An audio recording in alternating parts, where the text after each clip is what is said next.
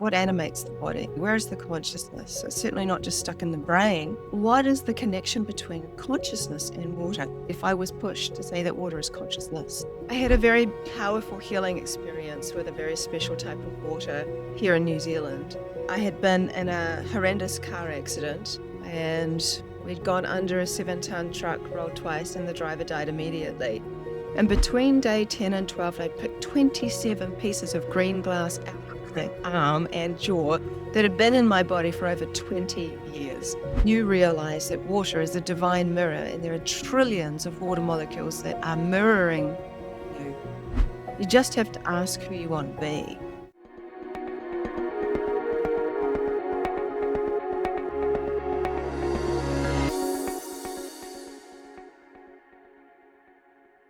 Here's a question for you. What if the intelligence you've been searching for isn't out there, but it already exists within you? Another question for you. And what if it's beginning to wake up? So today, Veda Austin, who's amazing, she shares her perspective that completely changed the way I think about consciousness, water, healing, and what it means to be human. For me, this podcast is why I podcast. It's mind-blowing. Let me know what you think in the comments. Enjoy. It goes deep. Veda, welcome to the podcast. Thank you so much for having me. I'm really intrigued about today, and it's interesting when it comes to water. And what I wanted to start with is we often think about water, about what's in it. Well, I do, not what it is. And you know, I was even chatting to my wife earlier, explaining about the podcast today, and she's like, "Oh, that sounds really interesting. I've never thought of it that way before." So I'm curious to know, how do you see the difference? But where did that start for you? Like, why, what water is as opposed to what's in it? That's a fantastic question. I had a very powerful healing experience with a very special type of water here in New Zealand. I had been in a horrendous car accident and we'd gone under a 7-ton truck, rolled twice, and the driver died immediately. Holy And shit. it was pretty bad. It's over 25 years ago now, but it essentially led on to 8 surgeries. There's a whole medical thing, but I had to have a small bowel resection, and it had been my third. I had to have 3 bowel resections where the seatbelt had crushed my internal organs and the scar tissue started to grow and cut my digestive system off. So on the last surgery, I ended up going in and they put a stent in my small bowel. It was a very long surgery. And I woke up surrounded by surgeons saying, no, you didn't recover well. And now you have showers of blood clots in your lungs, and you're probably going to have to be on warfarin, which is a blood thinner, for the rest of your life. And, I was young. I didn't drink. I didn't smoke. I was vegetarian. I took care of myself. And outside of car accident issues, I had always been really well. And so being told at such a young age that I have to be on warfarin now for the potential rest of my life was quite a shocking thing to hear. And so I said, okay, all right. Well, they said I was going to die if I didn't do this. So about 3.5 months later, I had a clear chest x-ray, and I made a decision based off something that had already happened that doctors told me couldn't. So if you kind of go back a little bit, when I had that car accident and I had all that internal bleeding, the 3 doctors told me that I would never be able to carry to term or have children based off all of this. So I had put what they told me on the shelf. I have this gift to be able to do this. I put it on the shelf. I'm like, okay, I hear you, but I'm going to let my body to make the decisions. And so basically I had a child for every doctor that told me I couldn't. And it's not because I'm just defiant, but because I allowed the process to happen organically and didn't limit my biology by believing that what they said was going to happen or be true. And so when I had this last surgery and when I had the blood clots and when the blood clots were gone, and he said, well, you should keep taking it for the rest of your life, I made a decision to go on a natural health journey and that I was going to make sure, to the best of my ability, that my health stayed and actually improved, not just stayed well, but like actually thrived. And I spoke to a friend of mine who was a medical doctor but practiced Ayurvedic medicine. And he said, why don't you start with the foundation of life? He said, start with a naturally alkaline water. And he said that because springs generally, as they bubble up, are naturally alkaline. Alkaline is anything above a 7 in pH, which stands for power or potential of hydrogen. And in New Zealand, where I live, there are many springs, and it's very easy to go and collect water. And so I trialed myself on 2-week trials with different naturally alkaline waters. And what I discovered was that I didn't really feel, I didn't really notice anything, but we have this meat suit on, and so we don't really see the inner workings of what's happening within our body. But by this time, I had a wellness center, and I had a client came and said, I know this old guy, he has his private source of water. He's only giving it to cancer patients. It's 9.9 out of the ground. And, they seem to be having amazing results. Perhaps you go and talk to him and he'll give you some, and you can see how that goes for you. So I rang him. He was so kind. He gave me a month's worth to drink. Day 3, noticed a change in bowel motions after having so much bowel surgery. This is like a real win. And you're noticing some differences, and it's a real indicator of our internal health. And then on day 10, I noticed all these bumps coming up on my arm and jaw on my right side that were really painful. And one was particularly angry. And even though it sounds really disgusting, I got some tweezers and I ended up pulling this little bit of something out of my arm, and it was a shard of green glass.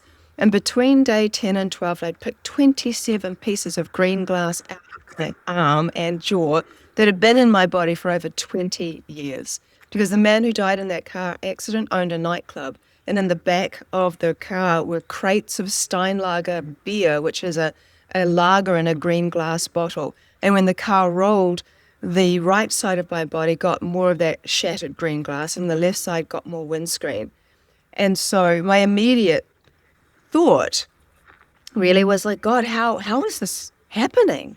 I'd trialed with these other waters, but what makes this different? And so this is all leading to your question. And so I ended up being very logical, going, okay, there must be something in the water. Looked at analysis, blah, blah. And okay, there's bicarb, there's lime. Those are the two major factors that are affecting the natural alkalinity of this water, on top of various other minerals. But is it that? Is that what it is?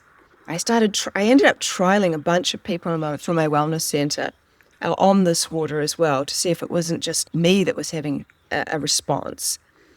And everyone had responses, positive responses from someone who had tried to get pregnant, gone through 2 rounds of IVF, got pregnant within the first, month of trying the water, to people with severe depression started to feel better. One guy had stage 4 cancer, and he did a 27-day water fast with this water. Halfway through, the tumor was reduced by half, and 2 weeks later, they called it spontaneous healing. He was one of 3 people that had amazing results with water fasting, this water. The list kept going on. So I was going back to this analysis thinking, I feel like I'm missing something.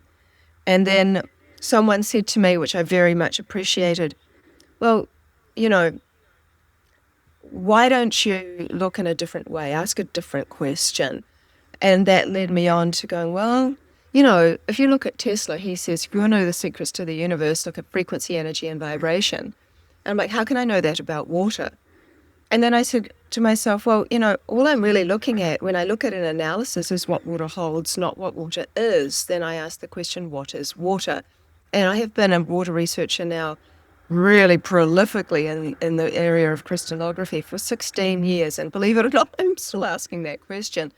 But someone said to me, well, what if the 2 hydrogens are feminine in the mode of levity and the large oxygen is masculine in the mode of gravity, and together they create liquid water imbalance on Earth? And I thought, wow, that means far more to me than what we get taught at school, or when we ask what is water and we get told it's H2O. And then I found out that water really is only one part matter. There's hydrogens and oxygen. 99% of water is light, photonic light, making water a lighthouse. And within our body, we're 99% water by molecular count, not by volume. And there are more water molecules in our bodies than all the stars in the perceivable universe. And yet all we get taught at school is that water is H2O. And when we start diving into this question, what is water, we really are diving into the question of who are we? Holy shit. I don't know where to start after that. That is incredible. I got goosebumps when you said 99% of water is light. It really is. That's been my own evolution of journey, is understanding that and awakening to that fact. And that's why I do what I do now, truly. And you just saying that, I've never really considered that before either. But it's so obvious when you say it to me anyway. There's a couple of loops I wanna dive into before we kind of get into the more the water side. There's a couple of things you said to me about, because I feel we've been conditioned in life to outsource our power in every aspect, and we just look outside of ourselves for all the answers consistently, and then we accept, believe, and surrender into different things, like but what you went through with the diagnosis. I see it all the time with people. We've just accepted it. We go into that realm, but there was obviously something about you that decided, no, you had that innate ability within you to park that and trust that your body's divine intelligence, if you like.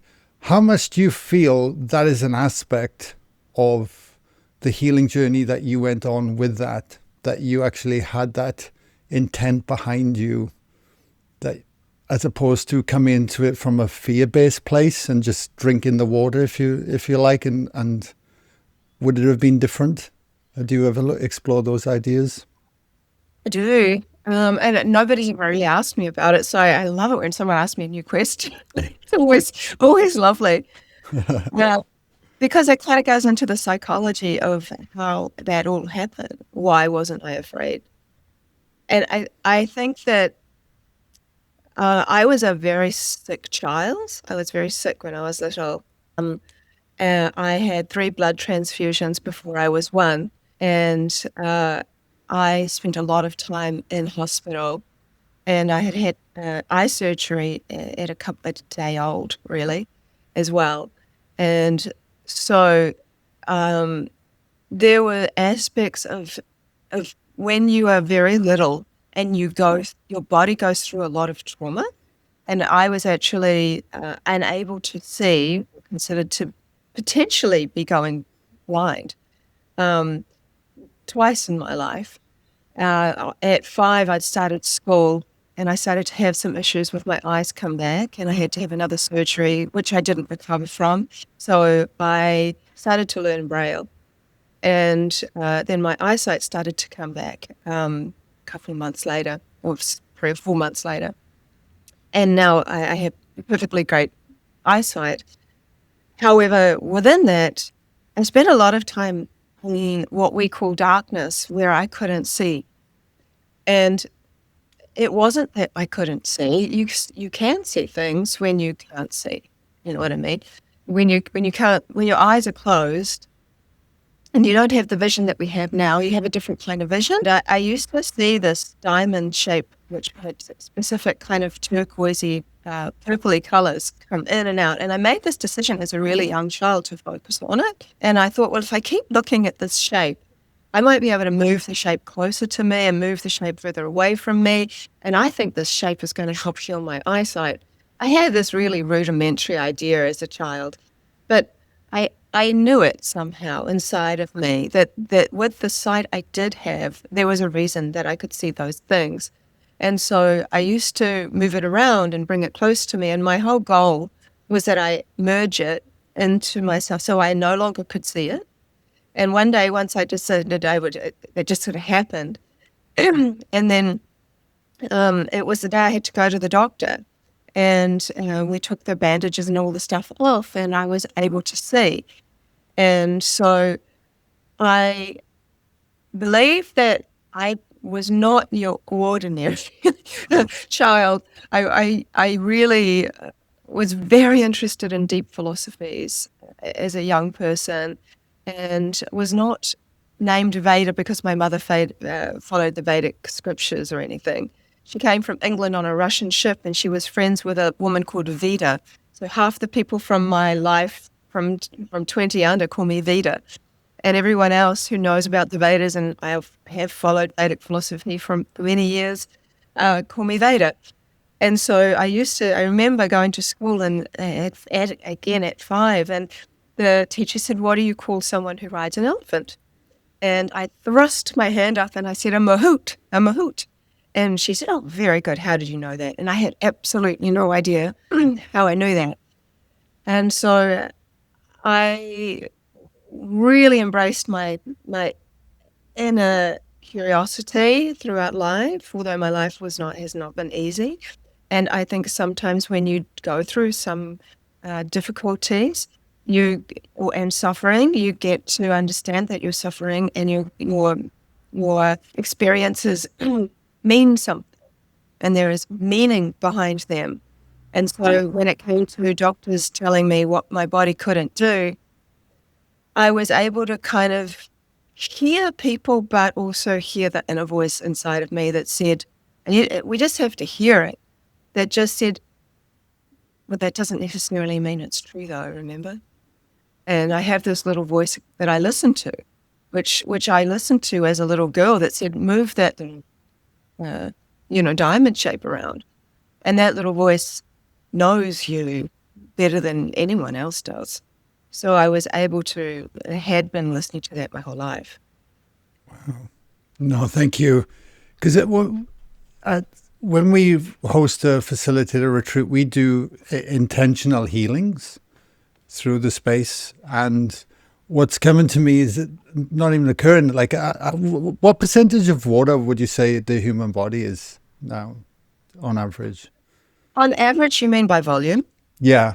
By volume, most adults are around the 65 to 70%. So it's a lot, isn't it? And I just wonder then if water is light or conscious, like all your research is showing, then what are our thoughts and our emotions and that resonance that kind of is happening within us, and what is that then doing to our body on a daily basis, and affecting ourselves and our sense of well-being in the first place, and then how much then we can influence the water within us to start to shift our state of being, where we can naturally be becoming more of ourselves. And the other, sorry, I'm just kind of speaking out loud because I'm just trying to piece it together. Because then, are you saying as well then, of what you've looked at, that the water itself could be holding the memory, the trauma, the past experiences within us as well? Because it's always spoken of the cells, the fascia tissue, the nervous system. It's all kind of working around that. But I've never really started to bring it in when it comes to water within our bodies as well.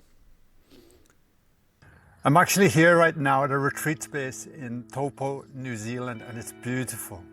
And it really brings home the difference between understanding this work and actually living it.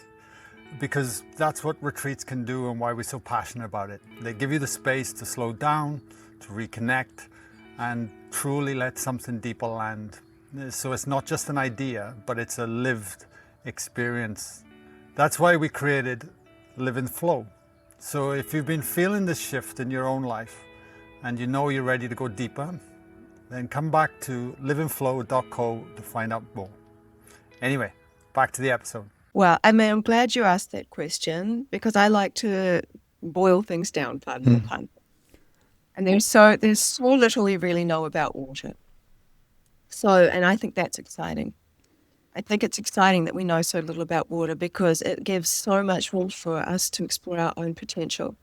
If you boil us down as any real living thing, there's water, salts or minerals, and consciousness. So when you think about it, all the salts and minerals that also make up our bones and our teeth and all of the different things go back to the ground when someone dies. Everything of the salts goes back to the ground. When somebody's cremated, the ashes are actually salts. Where does the water go? So when as a conscious being, what is the connection between consciousness and water? Now, I don't go around saying that water is conscious. I'm more likely, if I was pushed, to say that water is consciousness. We know of 4 different states of water, but we barely know anything about those states. And I think there are actually many more states. I actually think intuition is a state of water, and I have reasons for that. So we say we were at school, we're taught about the 3, a liquid, solid, and a gas. There's also a 4th phase water, which is a type of plasma, kind of water inside of our cells, 3O2. It has 2 extra hydrogens and an oxygen, and it has an extra hydrogen and oxygen, and it has more viscosity, it absorbs more light, it has negative charge, and there's different kinds of things. So it has a different property. With the work that I do, I'm working in that area. I freeze water to the 4th phase stage, to the stage where it has these properties and it is not a solid. So by working and looking at water at a unique state has given me insights that a liquid water and a solid will not give me. And all of the secrets are in the subtleties. So when you apply that to people and you start to look at, how have I missed this component about water when I'm only a cut away from leaking, or an emotional expression away from leaking, or going to the bathroom and leaking, or any types of leaking? We do a lot of it. And yet, when we look at ourselves, which shows how significant the way in which we perceive the world is through our eyes, our eye lens, that jelly-like film across our eyes, that is 99% highly ordered, structured 4th phase water. We literally see the world through the lens of water. And I always say, if eyes were the windows to the soul, then tears are an expression of spirit. So if you start to then consider water as a shapeshifter, it doesn't die. People can, in certain spaces, say, oh, that's dead water. It doesn't have any structure. It doesn't have this. It doesn't have that. I think all water has potential, just like people. You could say, I often make an analogy that someone who's very, very sick could be seen as like tap water. Does that mean that they're terrible, horrible person? No, it means that they've gone through something and that they're holding things that don't serve them, whether that's physical, emotional. And so tap water, I actually love to work with tap water. It's very, very responsive, and people are shocked. Oh, but you're not talking about drinking it, talking about working with it in a crystallographic way. So I can freeze, using my method, tap water. This does relate to your question, and see very disordered patterns from municipal tap water anyway. Then you can let that melt, and then you can apply true loving energy, empathy, love, frequency, any of these things, Reiki, whatever your thing is, as long as your heartfelt intention is that you have a great deal of compassion and love for this water. And then you refreeze the exact same sample, and you can do this with controls. Hate that word, but people know what I mean. And I won't see a change in the control, but I will see a change in the one that was given love. And it can start to look like spring water sometimes. Structurally, it can change to beautiful hexagonal patterns. You can start to see flowers and ferns and all of these healthy expressions. But it's the same exact water. Now apply that to a person. So someone might go to the doctor. That doctor says, now you have cancer. That person has an expression and a real feeling about that naturally and obviously. They go home having all of this expression of feeling. It's like quite shocking. And then somebody will come to them and say, well, listen, you're not alone. We're going to get through this. I know all these people that we can help. We're going to get started. Let me give you a blanket. Let me give you a cup of tea. Let me hug you. All of the things that we want to feel cared about, that we're not alone in this journey. And that person can start to feel better. The doctor will say, you still have cancer, but they can't control how you feel. That is up to you. And so when that person, you just notice that somebody makes you start to feel, often you burst out in tears when someone's kind to you and you're going through. Why? It's because the emotion is coming out through water. And so when you have that expression of feeling better, that is the equivalent of seeing structural change in water. And the more you do it, the clearer and larger the hexagonal forms become, which is the energetic, healthiest state of water when you're looking at a signature pattern of water. It's a whole nother thing. There are 3 ways water shares information. A signature pattern, which is a repeated pattern that you see in different types of water. So when you want to see the highest energetic expression, you want to see a large hexagon that takes up the entire dish. Then you have the art of water. I always say that art is the heart of water, where water can take almost like a snapshot of a person's photograph if you put a photo under the dish, and you'll see an image of the face and their features, but it will not be an exact replica. It's like a very, very clever, very artistic impression that is recognizable. And then there's hydroglyphs, which are repeated patterns that need to have repeated at least 50 times using a written word in multiple languages. And water responds with symbology. And that is something I've been working for 6.5 years, and I've been in this field for 16. And that is where I get the most scientific attention from. Anyway, that's a whole separate issue, but that helps you read the messages in water and even use it as diagnostics. And I want to bring it back to health as well and well-being. And so one of the many, many things there, I'm going to give you 2 tips because I know we have a shorter period of time and I can talk for hours. So I want to leave people with something to take away as well, which is always really helpful. My freezing method is really, really simple, and you can get it for free on my website using the word blessing. Thousands of people are doing this. You don't need fancy equipment. And I take all my photos on my iPhone. My daughter, she said to me one time, I was holding up a beautiful crystallographic dish. And she said, "Can I have that, Mummy?" And I gave it to her. And she started to eat the ice. And I'm like, "Oh, what are you doing?" And she said, "Oh, it's good for me." I'm like, "Oh, that's interesting." And then her brother did the same thing a few weeks later, separate to her. And then as I've been teaching people the freezing method around the world, many are parents, and they tell me their children eat the crystallography. So I started to take this into consideration, thinking, what do these young people know? What are they teaching us?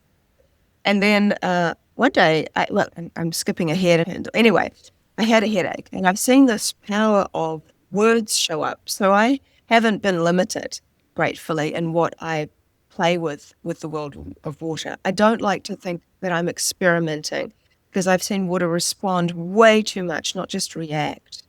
So for it to, there's an interaction happening. I am a body of water, salts, minerals, and consciousness. I am a body of water responding responding to another body of water. What is interesting about the body of water that's not cased within a body is that it is more unlimited in what it can share with me, because it's not limited to the realm of the body and the conditionings that this body has been taught from birth. And so you're working with an expansive source. I think of water not as a resource, but as source. And there is water in multiple phases. So I was talking about the phases. There are over 300 different types of ice alone. And we could spend an entire lifetime talking about one. So when you start going into the different aspects, I've worked with some non-verbal, they like to be called beyond verbal autistic young people who have access to other realms of consciousness and can use their letterboard and communicate telepathically. And I also work with scientists, doctors, biologists, and all manner of Indigenous people. And my father is native New Zealand Maori. So like a whole spectrum. I like to weave science, art, and consciousness together to get a very wide perspective. And these autistic beyond verbal people say, that water it's not conscious. It really holds the consciousness of all things. and that it cannot lie, and that within the crystallography that I'm seeing is not only imagery that you can see, but there is dimension, there are doorways to consciousness, it has sound, it has healing properties on its own. So I started to play with words as like my Rosetta Stone to see what will happen. All my work has come out of curiosity. And so I really encourage that way to go forward. And so in the end, I had a headache. Anyway, it was a long way. So I had a headache. I don't normally get them. And I thought, okay, what am I going to do about this? And so I was inspired by my daughter. And so I wrote a word that came from the well of knowledge within me, not something I was told to think, not something I overthought, but I'm like, what's the first word that comes to mind? And my first word was purple. So I wrote the word purple. I put my dish of water on top of it for 30 seconds, which is not too long and not too short. Water follows your attention span. You take it off, put it in the freezer, freeze it for 5 minutes and 30 seconds so that there is water on top and ice, liquid crystal underneath. You tip the liquid away, and then you photograph the crystallography that sticks to the dish. Very simple technique, but you just got to get the hang of it. And rather than doing all the photography, I just ate the crystallography. Within 5 minutes, my headache had completely gone. So I started telling lots of people about this because it's free, basically. You don't have to get a glass petri dish. You can use a glass baking dish if that's all you've got. Use the word, don't overthink it. That's the key. And I have had now 2.5 years of people just coming back, all kinds of things that they've experienced in a healing modality way by using words. And those words, it's like water reads the collective energy of that word, reverse engineers it to back some kind of living principle. And so I think of liquid water as the messenger and liquid crystal as the message. The difference with using liquid crystal as a quote unquote medicine is that it is the message. And it is you embodying the qualities of that message that you gave it. So the water spoke to the water, and that water crystallized into that information. It became informed with that information. It became informed, and then you embodied it. And people who have had not slept in 4 years barely with terrible insomnia did this every single day for a week. And it's often about the 10-day mark for people that have had something going on. And they have found just eating the crystallography daily has just transformed what happened to them. Like they slept through the night. Someone did this for 9 months, but had a really bad vaccine injury and could barely walk. And she was doing some movement as well and doing the inner work, which of course we must do. But her consistent thing she did, and she had this big pile of words, different words she used. Her first word was connection. Was that by the end of that, she had a complete bill of health. She was perfectly well. And I did an interview with her, Rachel, actually, on my Instagram, which was just like, I don't know what's going to happen. I just tell people, look, this worked, and why don't we try this? But I've seen some remarkable things. And then the other thing my daughter told me was that we have all the different phases of water inside of us. And that really helped me because when I had a wellness center, I saw lots of different people. I no longer have it. It was a long time ago now. But the learning was there.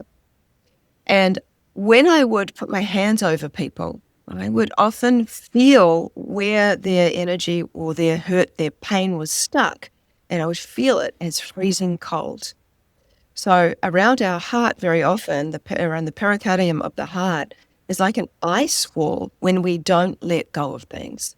And if we have qualitative aspects of the different phases within us, then where we store and hold our pain, the most uncomfortable stage of water for water is solid ice, where it isn't moving. It loves to move and transform. It's like a limbo space in a way, or a different, like a space of holding space. And so I would put my hands over a person and say to them, imagine that my hand is the sun. And I would like you to understand that what I'm feeling inside of you is this ice around your heart, for example. And as you feel that ice starting to be melted, let me know. And everyone, even, people that were skeptical, would feel a change starting to happen. But what I really noticed was it went from, a little bit metaphysical into really physical. So I saw their belly start to swell. And it would never be long before they tell me they need to go to the toilet. And they guaranteed would always come back and say to me, I know I didn't drink that much water. I can just keep peeing and peeing and peeing. And it became and they were actually treated out of them. Something was as if something had really melted and released. And this is something anyone can do for themselves, because anyone's hand can be like a sun, and you put it over the areas where you're holding on the most. And you can start to melt that ice wall yourself and help that liquid state become the liquid state to be released. And, we are such intelligent beings. It's not so much that this is what I hear all the time, and it is people mean well, but when you've been in this work and you see that water is not just water, it's not just water at all. There isn't anything just about it. If you think that human beings have memory, we can, if we memorize, we can remember when we were little, or we can remember what happened last week, or whatever this kind of thing is. But we can have memory, and we can have imagination, and we can dream, and we can do all kinds of things like that. Why? How? How is these things possible? Then it comes to what animates the body? Where is the living quality? Where is the consciousness? So it's certainly not just stuck in the brain. There's plenty of evidence that it's not stuck in the brain. One of that is that there is a friend of mine, Dr. Mauro Zapatera. He's a Harvard doctor, and he specializes in cerebrospinal fluid. And over the last year, he shared a couple of things that I already had known about, but hadn't shared because sometimes people don't believe it. They were like, that's too hard to believe, which is absolutely true. And there was a doctor called Dr. Lorber, I think. And he studied people with minimal to almost no brain.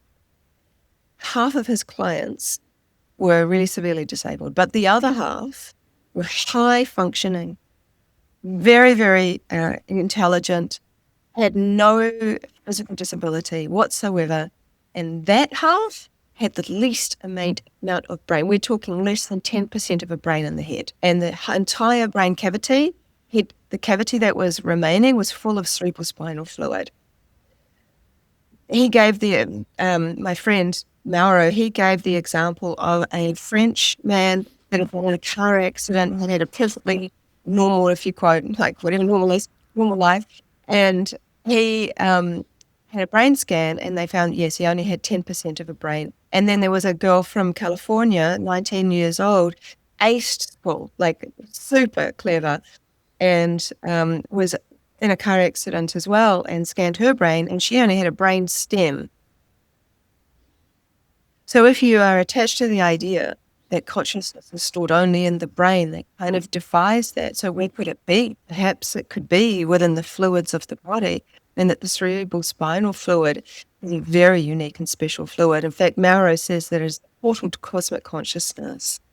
And it moves when you breathe deeply through meditation, through deep breathing, through breath work, all these things, and that it's connection to everything. Anyway, we can go on about those things, but that's one small factor of the fact that water reads potential, and it reads your potential. So our consciousness is not separate to water. Water and consciousness are so intimately intertwined that they seem to behave as one. So if you think something really like, oh, I'm beautiful, and it's not coming from an ego space, and your body becomes more beautiful. More people see the inner beauty within you. And then again, if you do the opposite and say, oh God, got so much, wish I was something else, and I think it's Henry Ford said, if you think you can or you think you can't, you're right. And Why is it like this? Because the water is an expression of your consciousness when it's in your body. And what is exciting is that it also stores all your greatest potential. When I've worked a lot with seeds. So when I've put a sunflower seed into the water, removed it and frozen, I don't see the seeds. I never see the seed. I see the outcome of the seed. I see the sunflower or the flax pod or the apple. Goes on. And I've repeated these. So water is reading the potential, the blueprint of the seed. And every seed, even the oldest, shriveled up seed's got 10% water in it. It is water communicating with water. Water holds the information. It's said that the real ancients would share their most deepest wisdom into the waters, and the knowledge that would never disappear, but it would also only come at a time where people could learn to start to understand how that can be crystallized into form again. And we could start to see the messages of the ancients. I think that's what I'm seeing in my work, actually. It's a whole nother thing. So there are practical things you can do. Of course, you can write words I was going to say write words on your bottle, and all of those are lovely. But don't give away your power too much. I really feel like, I've been sent over the years every restructuring device known to man. And I can just tell you hand to heart, the biggest change, the quickest change I have ever seen structurally when it comes to water is through human loving consciousness. It happens in a flash. I have to drive to Auckland because where I live, we live on tank water. I have to drive to Auckland to collect my municipal tap water to work with. I don't only work with tap water. I've worked with all the kinds of waters. And the only water I don't work with is distilled water because I think of it like an observer only. I think it is the salts and minerals that help the water to store information for longer, whereas the distilled water just observes without interacting. So I only see a signature pattern. I don't see really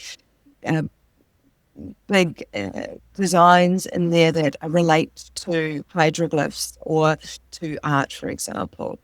And so when it comes to the tap water, I have it because water is sensitive to light, so I have it in a cupboard. One morning, I woke up thinking about the tap water because I know what it looks like. It's always disordered. I was just thinking, oh, that poor tap water's stuck in there. And I'm going to that poor thing. And then I go in, and now I can't work with it. It's just ruined as control water because it all looks like flowers and it's all just beautiful. And that was just purely from having a thought about it and connecting to it when I was in bed.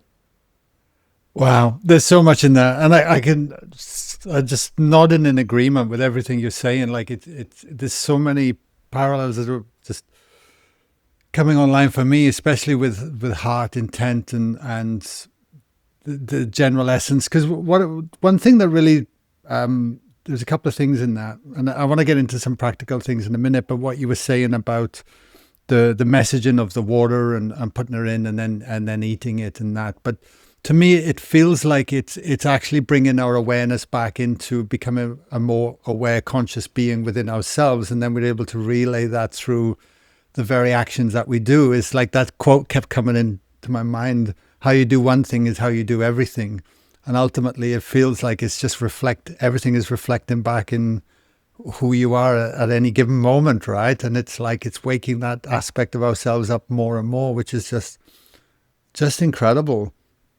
With the other thing, then, if we are conscious beings and made up of so much water, and water is consciousness, then what about our actual environment that we are spending time in? Because if a word can do that too, and our intent behind it with ice, if we're so unaware and go through our day unconsciously in our environments, I just wonder, what is that then doing to the water inside ourselves if we're just moving through our day?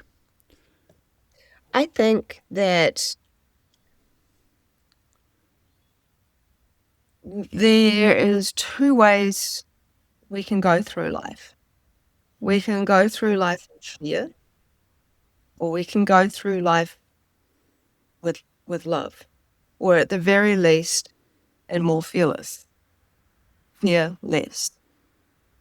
And, I think that it's easy to say, and I know it is, it's easy to say, don't be in fear. It's easy to say. It's hard to do sometimes, especially when you are bombarded with information that is so negative and so scary. One of the things that water has taught me is that water doesn't die. It only changes from one state to another. It goes from a liquid to a gas and to a solid. It can be plasma. But it always comes back to light. It's never dead. It always just transmutes from one stage to another stage. And if you consider that we are so much water, and that even in death, water evaporates. The word hydrogen actually means the creator of water. Hydro, water, genesis. So even the sun could be seen as bringing its children back home. And when we are in this reminder of water, when we're in this ocean of water, when we think about water, when we actually tap into the waters inside of ourselves, we realize that it is always ready to step into our greatest potential. Words have an impact on the water that's outside of us. We know how we feel when someone's mean to us. I was teased terribly as a child. I was a very unfortunate I was a very, very late bloomer, and people can be very, very mean. We know how words can hurt us, but do they have to hurt us? So I've learned now over time that actually the power is with us, how we respond. We don't have to, we have a reaction, but how we choose to respond. So water has different layers, just like us. So there is the physical layer, and it has what I would term as a spiritual layer, a layer of which is like an observer. So one of the greatest things that it's taught me is that to observe myself when I'm feeling scared, or observe myself when I'm feeling angry, or observe it and ask the question, when was the first time you felt like that? I'm like, just ask questions. I don't judge. And so all around us, we have symbology, we have words, we have EMF, we have all of these things. We can see how it impacts water, but we can see beyond all shadow of a doubt, and I promise this is true, is that no matter how destroyed the water might look structurally, being right next to a Wi-Fi router, or from hateful words, or from whatever the thing is, it has nothing.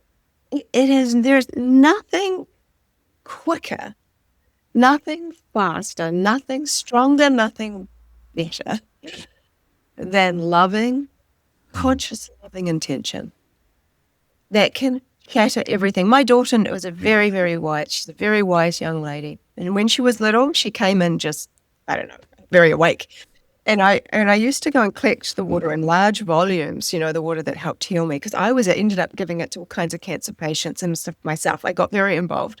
And my children, Rama and Shanti, so it was Rama's turn to listen to the music. He got to play his own music in the car. They got to take turns. And this time, Rama was wanting to listen to some his rap, and it was fine. It was Tupac, and there was a couple of others in there, but there was a lot of swearing. And so, we have all this water in the back, and my mind is going, oh man, I don't know how what's going to think about this particular type of rap. And then, so I said to my daughter, can you fix it? Can you just sort this out for me? You know what she did? It was so interesting. She said, she put her hand over the water like this, she putting her hand just energetically around the water. It was full in the back in these boxes. And she just sang the My Little Pony, because she was into My Little Pony. My Little Pony.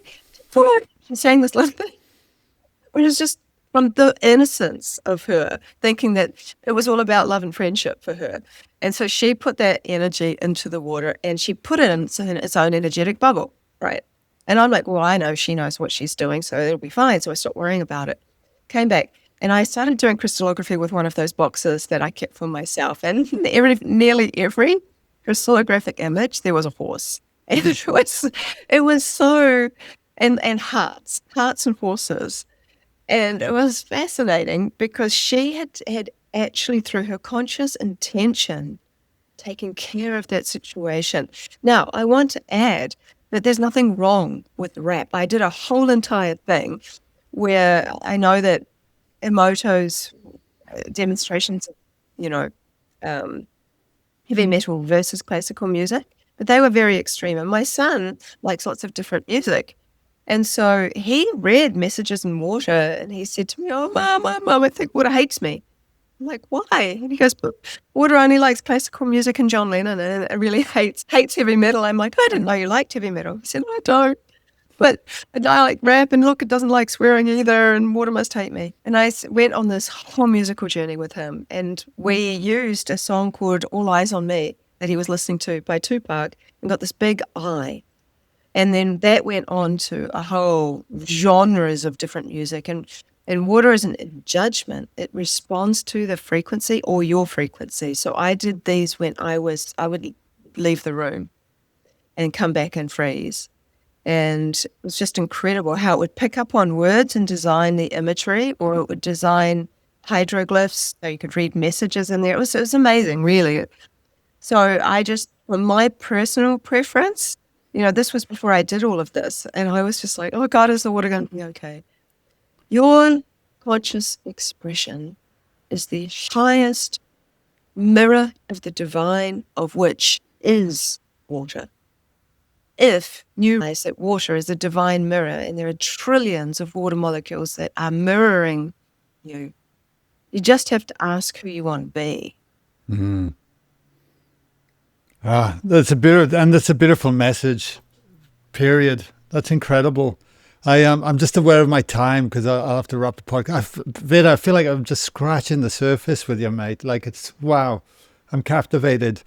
Just for listeners, just to tie it up, wrap it up. Is there a practical things that we could be aware of? Because we drink water. People are even walking around just even dehydrated. Probably they're not even remineralizing their body. Like I know there's so many aspects of it, but what would be simple footnotes that make us become more aware of actually that we create this relationship with our internal being, and then actually inviting water into our body on a daily basis? No, I really love how you said that, because I've water in the Maori culture, which is a native New Zealand culture, from the Maori people. I believe their ancestors are in the water. So when I have water, you think all the water that it could be, but this water's found its way to you. And imagine there is an ancestor that has wisdom and love for you, and you are about to embody it. Every time I imagine, gosh, is this my grandmother? Is this my great-great-great-great-grandfather that there's energy is coming and wants to say hi to me? You are the welcoming committee. You are the welcoming committee. What the work that I've done with saliva shows that even just speaking a word, it shows up in the saliva. Saliva is the first liquid that the water that you drink will come into contact with. And that holds the information. That is the welcome. So simple thank you, even if it's just under your breath, it is making a difference. And it is welcoming that water into you. If you, no matter, you can go and get the most pristine water in the entire world, just assuming it's going to make the biggest difference to you, but it is not true. It can help, for sure, but how you receive the water into your body makes the biggest difference to your well-being, your future outcome, and for your ancestral line. It is so healing when you receive their vibration. And if you don't believe in all that and you just believe that in God, great. Do you think that God is not in the water? God is in the water. God is in the water, and in the waters within you. And if you don't believe in all that, then at the very least, understand there is light in the water, and water is a lighthouse. and you want to light yourself up.